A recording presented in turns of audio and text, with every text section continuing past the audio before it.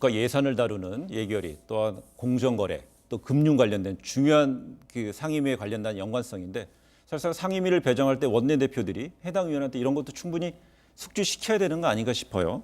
그런데 계속 주식을 보유한 채 이득을 취하라는 경우 알면서도 모르는 척. 몰라서 수도 있지만 그런 것도 있는 것 같아요. 네, 그렇습니다. 이 예산이나 법안을 심사할 때 관련 문제가 제기가 될 수 있는 건데요. 이 자신이 보유한 그 비상장 회사에 그 유리한 발언을 하거나 관련 업계에 좀 예산을 배정하는 것이 대표적이었습니다. 이 내용은 윤세민아 기자의 보도를 좀 보시겠습니다. 네.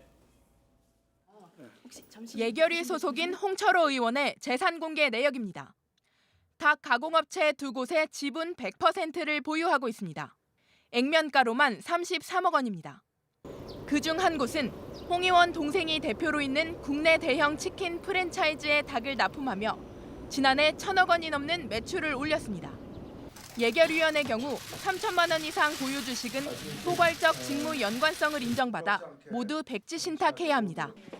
홍 의원은 2017년 예결위 간사를 맡으면서도 심사 청구를 받지 않았습니다. 당시 예산안 심의에서 AI 확산을 막기 위해 양계 농가에 500억 원의 예산을 추가로 지원해야 한다고 주장했습니다. 제가 닭 산업에 좀 전문가라면 전문가적인 입장에서 반드시 CCTV를 달아줘야 됩니다. 한 500억 정도만 이번에 추경해 주시면. 홍 의원 측은 문제가 없다는 입장. 우리 회사는 닭을 안 키워요. 농가 지원해 준 거니까. 근데 전문성 가진 사람들이 조언도 해주고 정부에 정책에 반영도 해주고 또 예산에 또 반영도 해주고. 전문가들은 이해관계가 충돌된다고 지적합니다.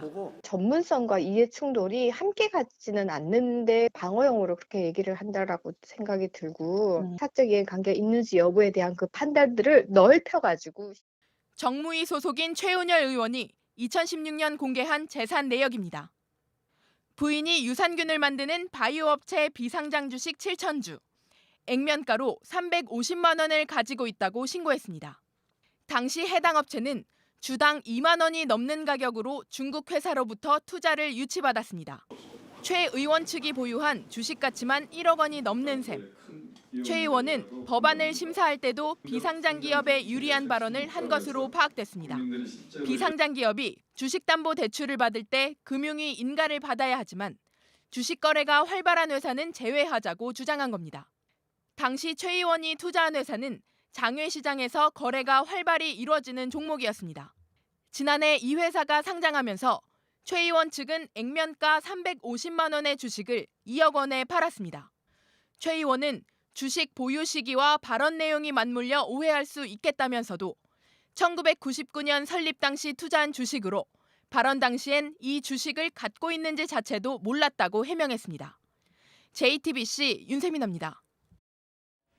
근데 앞서 이야기한 대로 예결위원회, 정무위원회, 기재위원회 이 속한 국회의원들, 우리 위원이죠. 소속 위원들이 어떤 직무 연관성이 상당히 커 보이는데 이 관련 리포트를 보니까 좀 이해가 안 되는 부분이 대단히 많은 것 같아요. 네, 그렇습니다.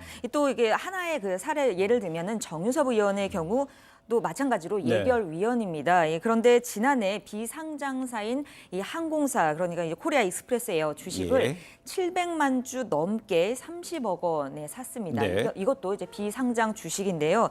그래서 최대 주주가 된 사례가 있습니다. 이런 경우도 이제 주식을 팔거나 백지 신탁을 해야 하는 그런 사례 중에 하나로 들어가겠죠. 그래서 저희가 이 주식 백지 신탁 위원장을 했던 홍전성 교수를 좀 취재를 했습니다. 이 의원이 보유한 주식과 그리고 해당 기업에 이익이 될 수 있는 법안을 관련 이제 상임위에서 발의를 하거나 아니면은 예결위 등에서 좀 예산을 더 넣거나 하는 이런 경우는 이해 충돌이 일어날 수 있어서 좀 보다 엄격하게 관리되어야 한다 이렇게 지적을 했습니다. 네, 저희가 준비한 이 보도를 보신 국회의원 또 해당 상임위에 속한 위원들 분명히 잘 알게 됐을 것 같습니다. 이지은 기자가 준비한 뉴스 잘 들었습니다. 고맙습니다.